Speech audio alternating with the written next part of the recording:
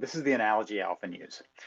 Let's say you go to a doctor and the doctor is like, you need to have this procedure. Now, 50% of the people who have this procedure die, and Hmm. only 10 to 15% of the people who have the procedure say it helped at all. I mean, are you ready to sign up for that procedure, or would you be going, wait a minute, what is this you want me to do that I might not get anything from? That's the statistics on marital therapy. 50% of the couples who go to marital therapy still end up divorced, and only 10 to 15%, and that depends on the study that they did, Hmm. said that it helped them at all. Wow. That's alarming. That's alarming. So And here's the interesting thing about that. I give those statistics, and people are like, I had a good experience in therapy. And my response is that's an anecdote, right? Anecdotal evidence versus looking in a study. And so we're talking statistics versus a person. Are there great therapists out there? Yes. right. Are there people who got help in therapy? Yes. Do the statistics back that?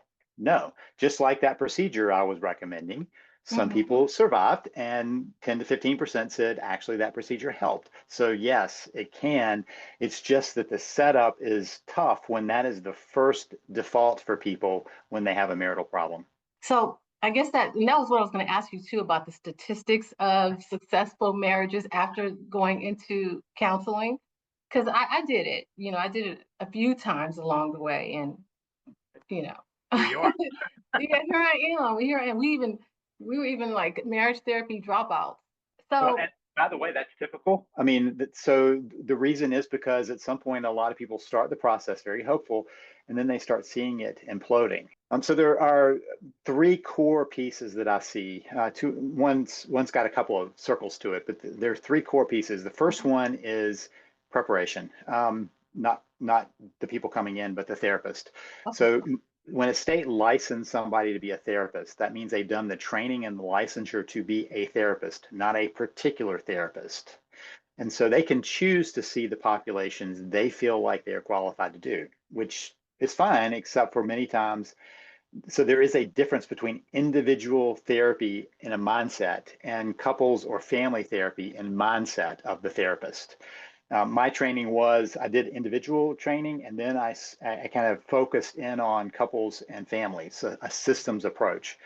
And so many people doing marital therapy actually are not trained as marital therapists. They are individual therapists, and I can always kind of suss that out by asking who's the client. And if they can't immediately say the marriage is my client, we've got a problem, because they'll go, well, the two people coming in my office are, and that's because of their individual approach, right?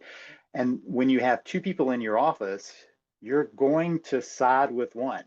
And that's not what you're there to do. You're there to deal with the relationship. That's a piece. Also, behind that orientation is that therapists are trained to be neutral in their thinking. They're not, but we're supposed to act that way. Mhm. And so let me just use another medical analogy. So I go into the doctor's office, and my arm's hanging at this weird angle, and the doctor goes, "Yeah, that's broken. Now, did you want to fix that, or are you just okay with that?" That's not what I want from the doctor. I want the doctor to say, "Let's get that fixed, and let's make it the best it can be." Right. So that's being on the side of the marriage in this piece, to be able to say, I am for the marriage. There are times when a marriage cannot survive, and if so, we need to still do the work of completing that.